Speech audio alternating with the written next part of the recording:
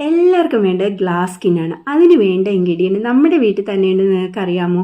Daily cook ചെയ്യുന്ന റൈസിൽ നിന്നും 1-2 table spoon rice എടുക്കുക.